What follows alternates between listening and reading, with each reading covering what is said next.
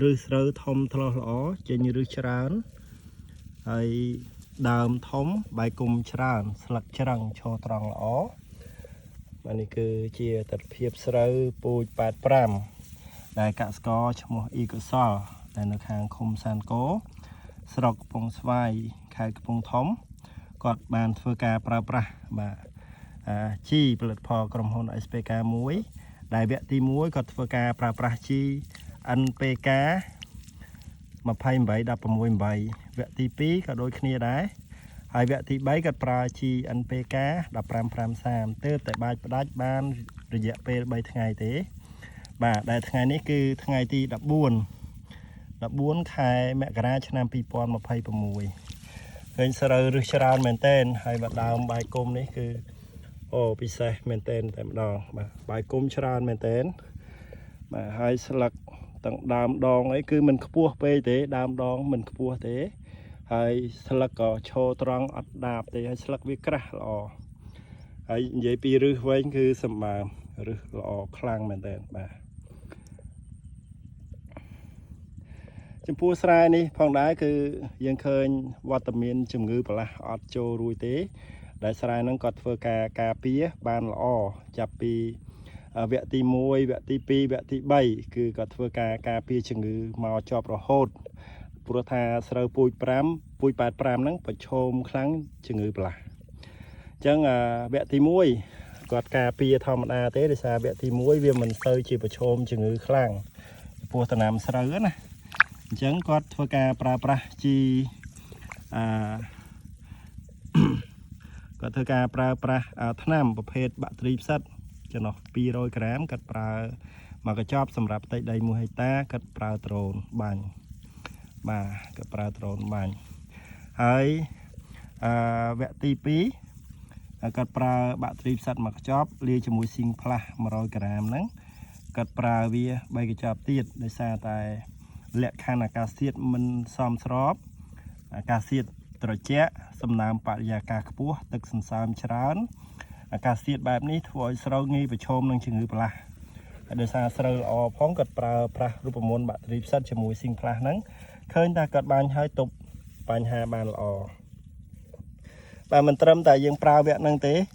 ពេលដែលមុននឹងបាជីផ្ដាច់នេះដោយសារអាកាសធាតុនៅតែបន្តត្រជាក់បាទត្រជាក់ខ្លាំងនៅពេលយប់អាចដល់15អង្សាសេហើយពេលថ្ងៃអាចកម្ដៅត្រឹមតែ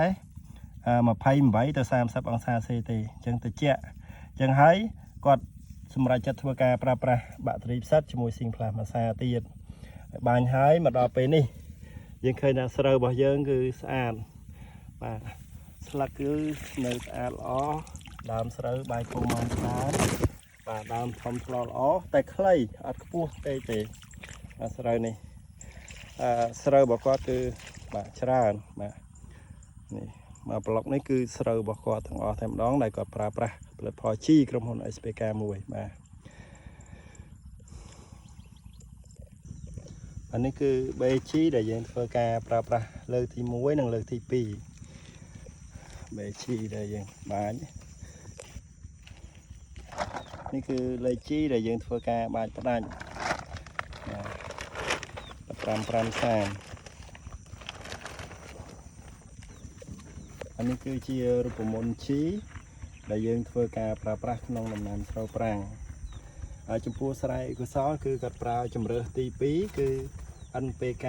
28 16 8គាត់ប្រើសតលើកទី1ហ្នឹងបាទស្រោយុខ្ទង់15ថ្ងៃគាត់ប្រើ NPK 28 16 8ចំនួន 2B កន្លះបាទ 2B កន្លះហើយសម្រាប់ការបាជីលើកទី2វិញគឺជី NPK 28 16 8ទៀតគាត់ប្រើជំរើសទី2ដោយសារស្រូវពូជ85យកត្រូវការកម្ពស់ត្រូវការល្អពេកទេហើយវគ្គទី3ហ្នឹងវគ្គទី2គាត់ប្រើខ្ទង់អាយុ27ថ្ងៃ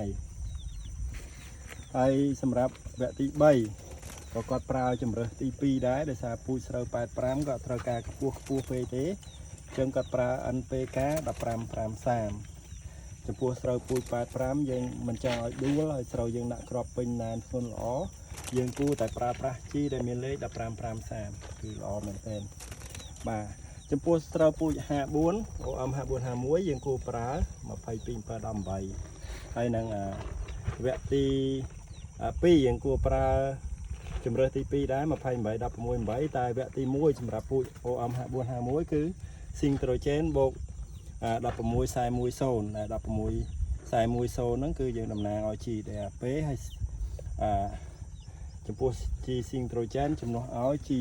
អ៊ុយរ៉េបាទអញ្ចឹងគឺផលិតផលជីក្រុមហ៊ុន SPK 1បាទ